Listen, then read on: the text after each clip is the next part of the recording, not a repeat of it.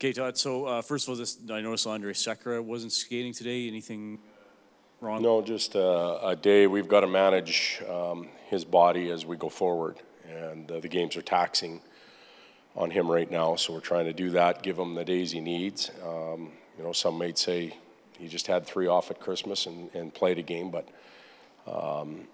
it's hard to come back in at this time of the year and play those types of games. There's bumps, bruises, so we're trying to manage him. Clefbaum indicated he feels like he could play tomorrow, but kind of something was bothering him since last year's playoffs. Just as a coach, what did you see him battling through, and maybe some limitations that might have been played? Well, he's had some problems.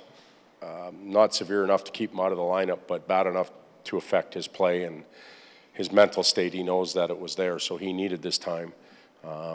He looks a lot chipper. He looks a little more confident now, and I think the time off helped him. We expect him to be in the lineup tomorrow unless something acts up overnight. And a V2, is he potentially could play forward? He could. I like the way Johan skates. I like his aggressiveness and assertiveness.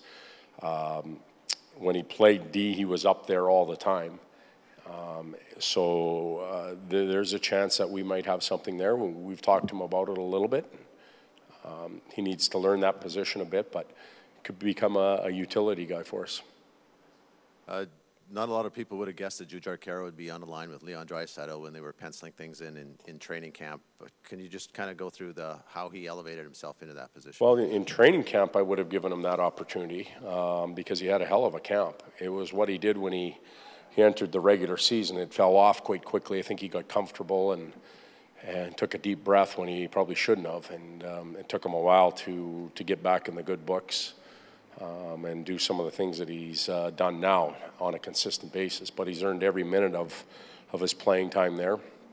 Big man, protects pucks well. We've incorporated him into the penalty kill, scoring and setting up some big goals, but also doing some good things defensively. So there's a lot about his game right now to like, and we just have to keep reminding him that he's going through a growth process, and that growth has to continue. It can't fade or stall or get parked somewhere and get comfortable again.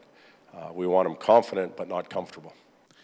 Todd, one of your veteran players alluded to the fact the 3-day break didn't help in your execution last night, but he said in order for that to be a reason and not an excuse, you got to go out and win the next game. Is that a fair assessment of how you view the Winnipeg game and how you view it moving forward? Yeah, I'm going to kind of rehash my comments from after. I thought considering the type of day that the players had, which is uncommon and really throws their hockey clock off, and players are a creature of habit.